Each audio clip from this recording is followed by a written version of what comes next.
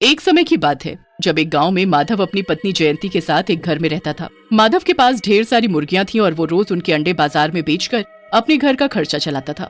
एक दिन की बात है जब माधव किसी काम से बाहर जा रहा होता है। अरे मुझे कुछ जरूरी काम से अभी के अभी निकलना है। मेरे पास इतना वक्त नहीं है कि मैं जाकर मुर्गियों के अंडे इकट्ठे कर सकूं। तो एक काम करना, अभी काम खत्म करके सबसे पहले टोकरी में मुर्गियों के अंडे इकट्ठे करके रख देना। सुबह उनको बाजार में बेच आऊंगा। बस फिर माधव अपने काम से निकल जाता है और जयंती काम खत्म करके अंडे इकट्ठे करने चल देती है। उसके पास एक बड़ी सी टोकरी होती है जिसमें वो एक एक करके सारी मुर्गियों के पास से अंडे उठाकर डालने लगती है। जयंती पूरी टोकरी अंडों से भर देती है और उस टोकरी को एक तरफ रख कर चली जाती है। दूर से एक आदमी उस टोकरी को देख रहा होता है। अरे वाह, इतने सारे अंडे, ये तो मेरा बढ़िया काम हो गया। अब मैं चुपके से जाकर फटाफट ये टोकरी उठा लेता हूँ, इससे तो मेरी खूब कमाई हो जाएगी। हरिया चुपके से जाली टाप कर अंदर जाता है और अंडे की पूरी टोकरी उठाकर अपने घर ले आता है। अरे अरे अरे, ये क्या कर रहे हो?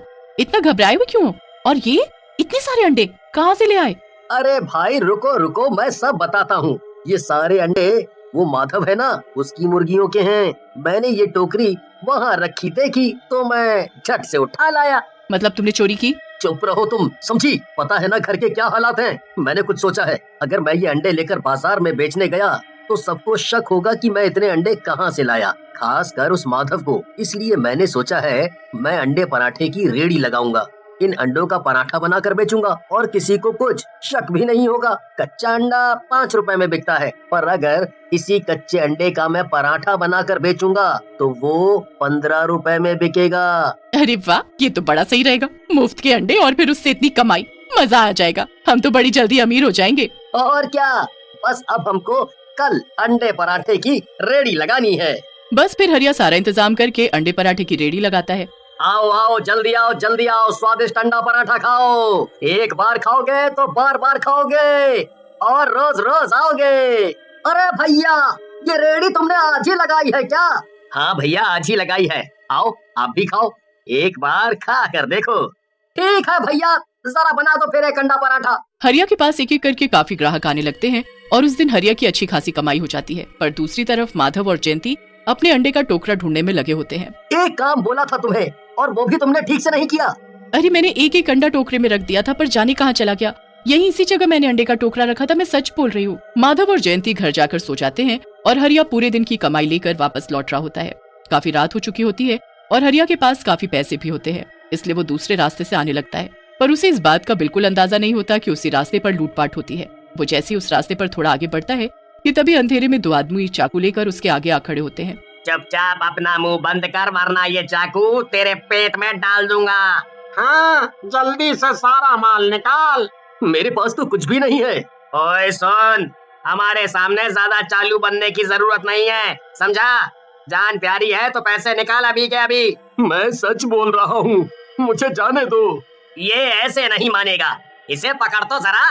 हरिया एकदम डर जाता है और चिल्लाने लगता है। दोनों चोर हरिया को पकड़ने लगते हैं और उसके पैसे छीनने लगते हैं। हरिया भी अपनी पूरी जान लगा देता है, पर पैसों की पोटली नहीं देता। हाथापाई में चाकू हरिया के पेट में घुस जाता है और हरिया के पेट से खून बहने लगता है। ये देख दोनों चोर वहाँ से तुरंत भाग लेते हैं। हरिया वहीं तड़प तड़प कर मर जाता है और मरने के बाद वो एक भूत बन जाता है। अरे ये क्या कर दिया? मुझे मार डाला, मैं तो भूत बन गया हूँ।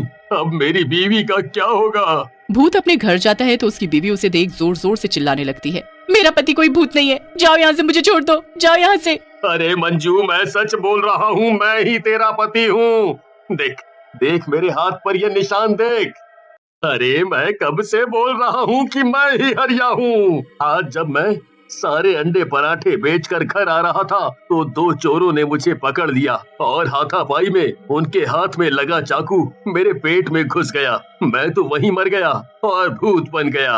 हे भगवान, मेरे पति मर गए, मैं विधवा हो गई।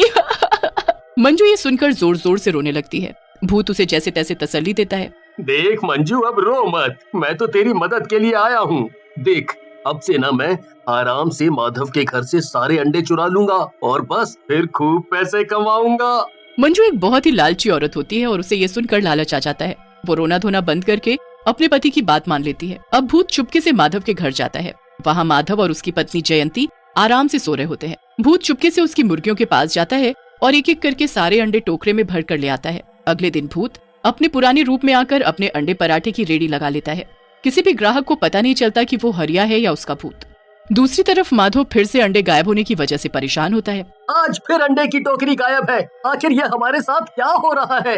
घर के अंदर घुसकर आखिर कौन ऐसे अंडे ले जा सकता है? मैंने तो सब खिड़की दरवाजे भी बंद कर रखे थे। दोनों मिलकर सारे घर में ढूंढ लेते हैं और फिर आसपास जाकर पूछताछ भी करने लगते हैं, पर कुछ पता नहीं चलता।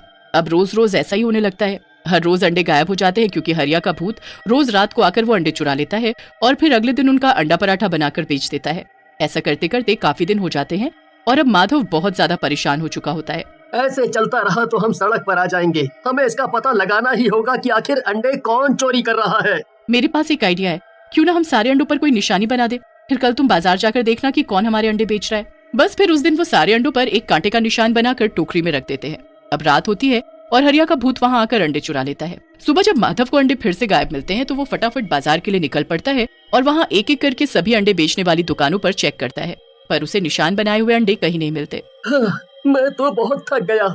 यहाँ तो पूरे बाजार में कहीं भी किसी के पास वो अंडे नहीं है। अब तो मुझे भूख भी लगने लगी है। माधव थक हार कर एक पेड़ के नीचे बैठ जाता है। फिर सामने उसकी नजर हरिया के अंडे पराठे की रेडी पर जाती है। माधव हरिया की रेडी पर जाता है और उससे सवाल करने लगता है। अरे हरिया, तूने ये काम कब से शुरू किया? अरे अभी कुछ दिन हुए। अच्छा, जरा मेरे लिए भी एक अंडा पराठा बना दो। हाँ बिल्कुल, अभी बनाता हूँ। हरिया एक अंडा निकालता है और उसे तोड़ने ही लगता है कि माधव उसके हाथ से वो अंडा ले लेता है। वो उसे घुमाकर देखता है तो उस पर वही निशान होता है जो उसने सारे अंडों पर बनाए थे। माधव फिर बाकी अंडों को भी देखता है और सभी पर निशान बने होते हैं। माधव चुपचाप घर वापस आ जाता है और जयंती को सारी बात बताता है। हे भगवान, ये हरिया ऐसे कैसे कर सकता है हमारे साथ? अब रात को माधव सारे अंडों पर वही निशान लगाकर एक टोकरे में रख देता है और हरिया के आने का इंतजार करता है। हरिया तो नहीं, पर एक भूत को अंडे की टोकरी ले जाते देख वो हैरान रह जाता है।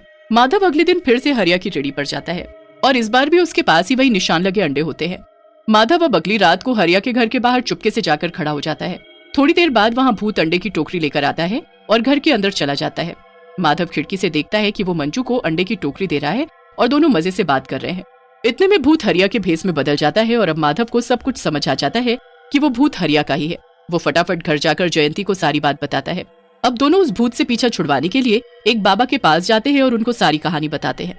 आज रात एक काम करना, ये अंडा बाकी अंडों के साथ मिला देना, बस फिर उस भूत का अंत होने से कोई नहीं रोक सकता। माधव बिल्कुल ऐसा ही करता है और उस अंडे को बाकी अंडों के साथ टोकरी में छुपा देता है।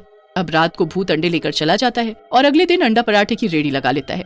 थोड़ी देर बाद वो उसी अंडे को फोड़कर तवे पर जैसे ही डालता है, उसमें से आग की ऐसी लपकें उठती हैं कि वो हरिया को अपने अंदर ले जाती है और हरिया खुद एक अंडे में बदल जाता है।